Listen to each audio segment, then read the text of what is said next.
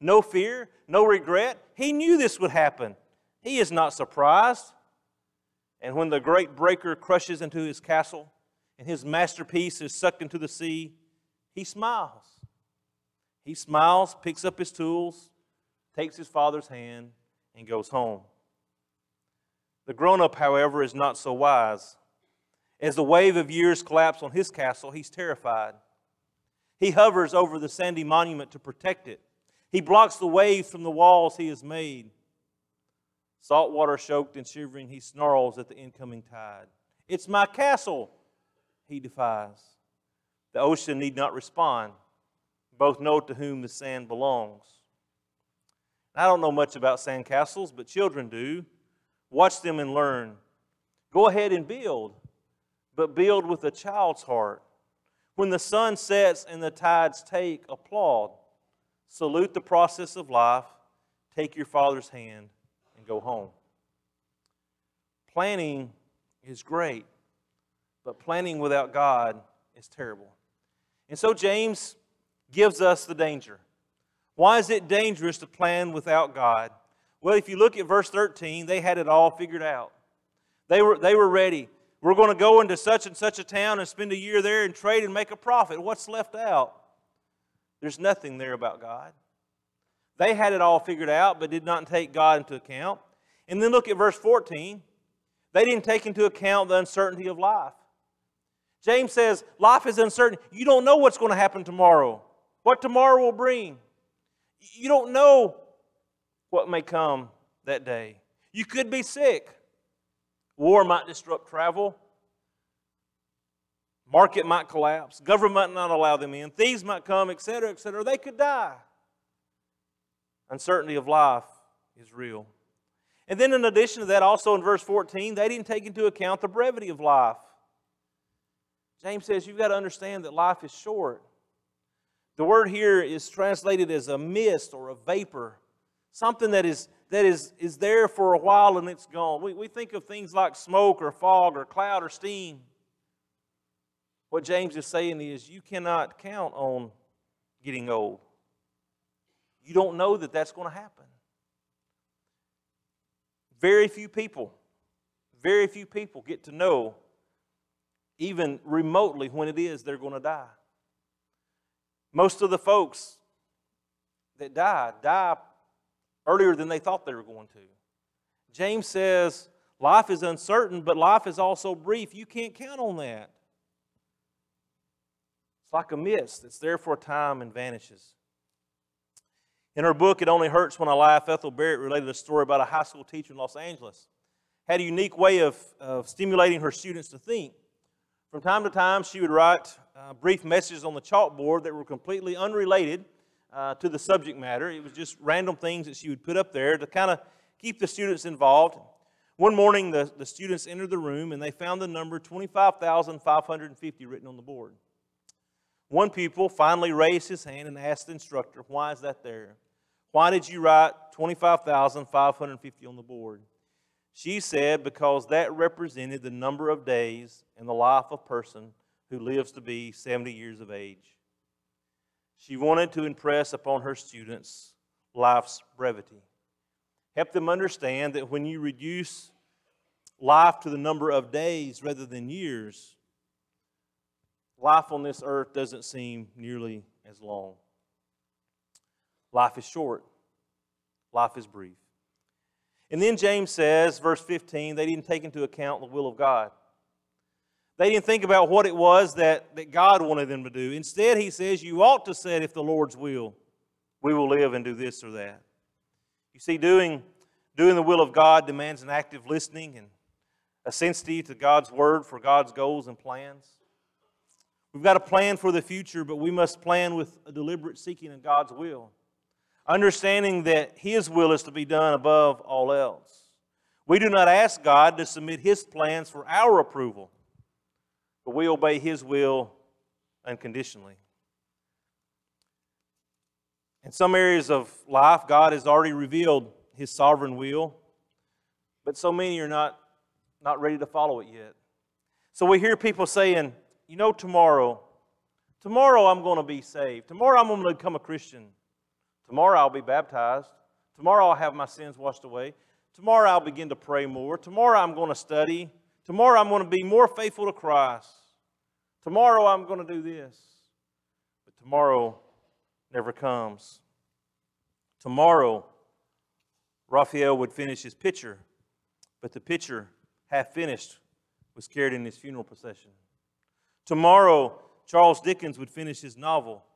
So laying down his pen, he turned his attention elsewhere, and many have wondered how the novel would have ended had the angel of death delayed by day.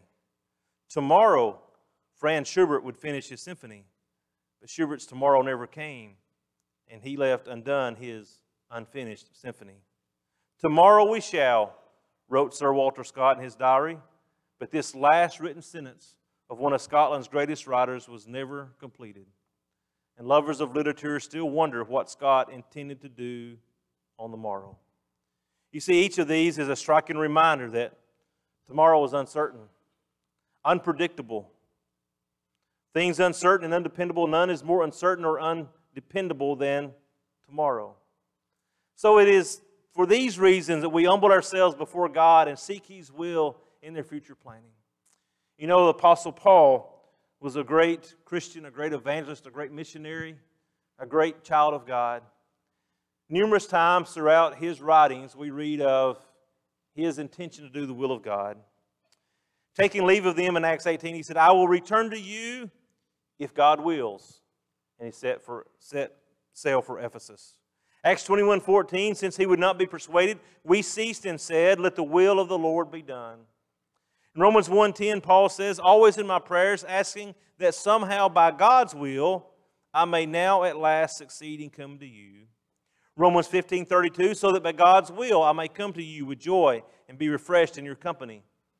1 Corinthians 4:19, I will come to you soon if the Lord wills, and I will find out not the talk of these arrogant people, but their power.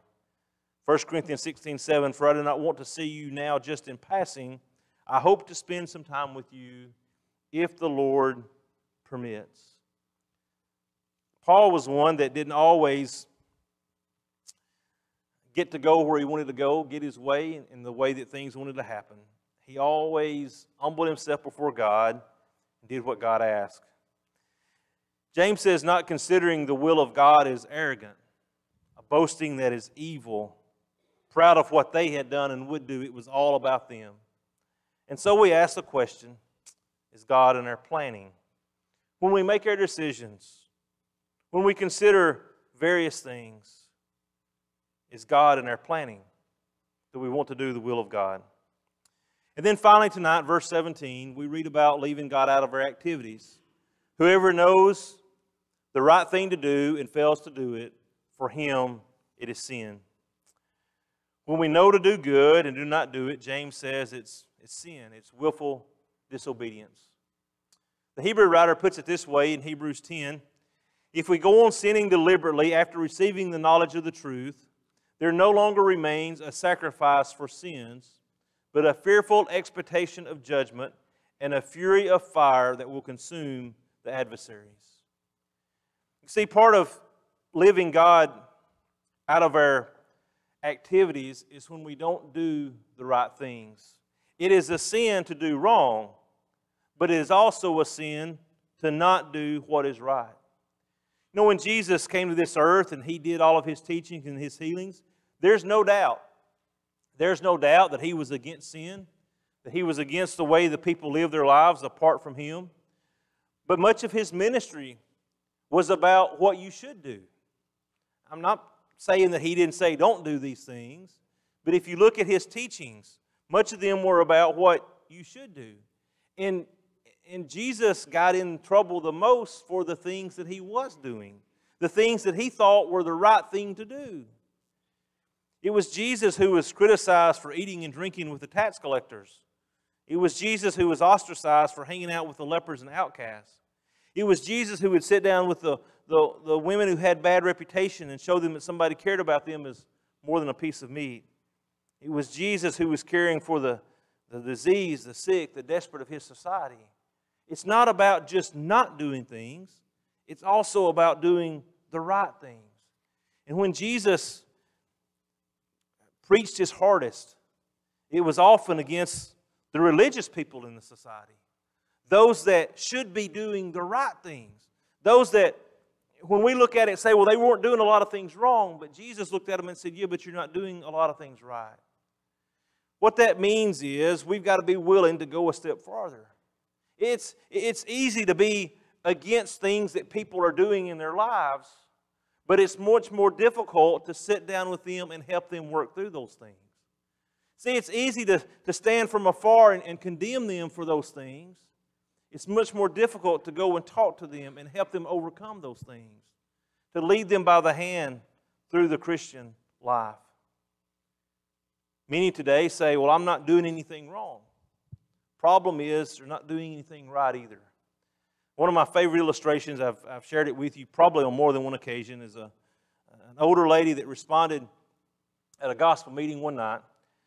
And it shocked the people because she was kind of the grandmother of the church and was known for her goodliness and was known for being there all the time. And everyone was kind of shocked when she responded. And what has she done now? You know, the mind begins to go, well, I wonder what she did. What's going on? And her response when she asked the preacher to pray was this. She said, it's not that I've done a lot of wrong things in my life. She says, the problem is I've not done nothing. I've not done anything, and I want to stop it. I've done nothing, and I want to stop it. Not studying, not praying, not evangelizing, not helping others, not using talents. The list could go on and on. What we want to think about and ask ourselves is God in our activities. And by that we're saying, are our activities or the things we're doing in our lives, are we being proactive, not reactive? Are we finding ways to do what's right? Are we finding ways to include God in everything that we do? When we leave God out of our speech, out of our planning, out of our activities, or out of our words, our thoughts, our deeds, that's dangerous. That's what's practical atheism. That's living as if God doesn't exist. And that's just as dangerous as saying He doesn't exist. So tonight, our challenge is that, to include God in our lives. You say, well, Greg, I'm here on a Sunday night. Of course I include God in my life. Well, you know there's a lot more that goes on than worship services. It's how you live your life Monday through Saturday. It's how you are at school, how you are at work, how you are around family members. Let's not leave God out of our lives.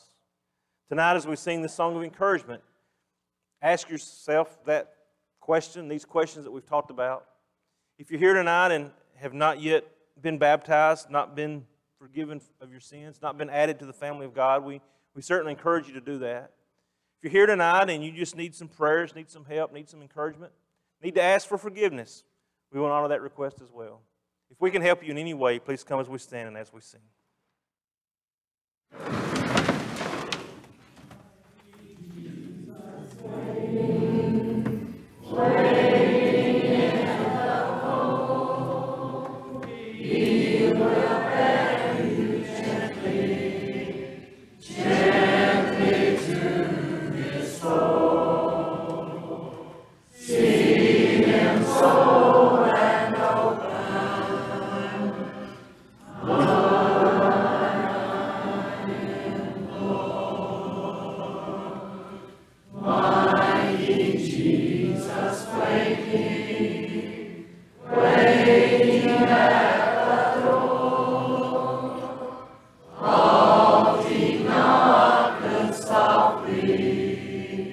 Softly o'er and o'er.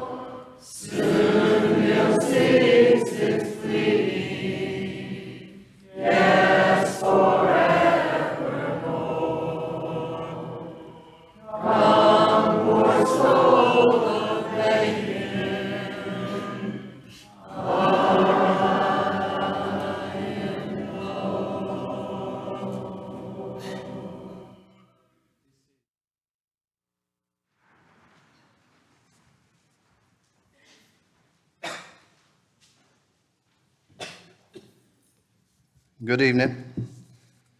Again, I know we have visitors in our audience. I've seen several already. We want you to know how honored we are that you are here with us, and hopefully you'll get to hang around and let's get to meet and greet you and tell you how thankful we are that you visited with us tonight. We've been asked to add a few people to our prayer list, so if you have your bulletin handy, we've been asked to add Hale Oust, who is in the Tupelo Hospital, the neighbor of Dolores Coates. Her name is Jan Furtick, who had breast cancer, and then we've also been asked to add Rodney Goldstein, who will have open heart surgery this coming Wednesday in Birmingham. I think most of us know who he is, but Sandy Bonham's brother. A couple of announcements that need to be added are highlighted, just a few. One is the Golden Circle Luncheon this Tuesday at 11:30. Again, we'll be at the park, and Mr. Jim wants to make sure that I emphasize to bring finger foods, and it'll be in the pavilion in the back. Also, we have a work day this Saturday. Wanted to make sure I mentioned that. And then, of course, Guy and Amelia would appreciate, I think, me making sure I announce about the annual Easter egg hunt, which will be next Sunday, April the 14th. Again, we will not be eating as normal because of the annex, the renovation there, but we need a lot of eggs. So please bring eggs, plastic eggs with candy in them, and then we'll be given instructions as needed on that day. I think that's what I had. Let me read a card here from the family of Rita Grimes. Thank you so much for the impact that you made on Rita's life. She told me more than once how good the people of your church were to her and how much she enjoyed attending there. She felt so comfortable and loved there. Again, the family of Rita Grimes. I'm also going to take this time because I hate to take up any more of your time, but I do feel like I need to let you know. I've let a few people in the college group know. I've let the elders and the deacons and the ministers know today. Of course, the elders and I have been talking about it, so I'd already let them know.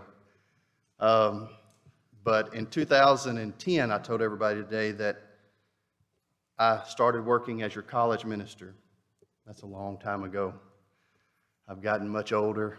The gray hairs in my beard are showing that. And Cassie and I, after much praying and thinking and talking, as tough as it was to make this decision, we realized that we just didn't have the energy we had back in 2010. And our kids are much older and have a lot of things going on. And we just felt like this year would be a good year for us to hand that over to somebody else, or have the elders decide and us decide how best to continue that ministry. The plan is for us to continue until the end of this summer. But because we told the elders and deacons and the ministers today, we felt like we ought to just, the elders and I discussed, and we felt like we ought to just make it clear to everyone what our plans are. I only wrote down one thing here, and that was to make sure I say this. Thank you so much. Look, we don't plan to leave or anything, but when you have a ministry of 9 to 10 years, it takes a village and a bunch of people to make it successful. And you all have been so good to us. And you've been so good to me and Cassie and my family. Basically, your kids who went through college raised my kids. They don't know anything about the college ministry. And we owe you a ton. And I owe the elders a lot. And I owe you as a congregation a lot. And I thank you for allowing me this short opportunity to make sure I tell you that. So thank you very much. Now, if you haven't had an opportunity to take the Lord's Supper, of course, we want to give you that now. So if you'll just make your way to the back, we'll have people there to take care of you. And I'll turn it back over.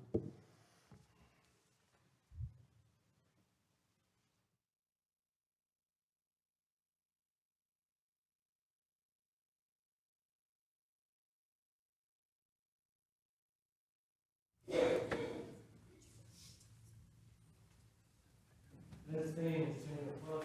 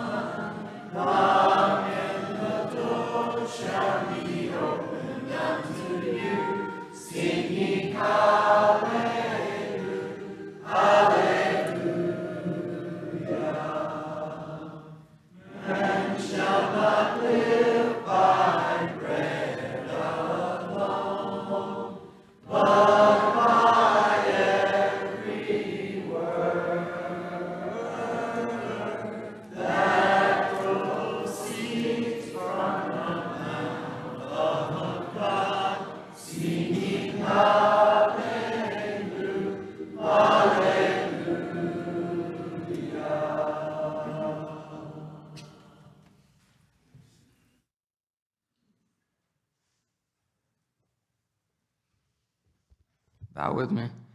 Dear God, thank you for this day. Thank you for all many wonderful blessings that you give us. Thank you for allowing us to be able to come out here tonight and be able to worship and praise you. Bless us as we leave. In Christ's name, amen.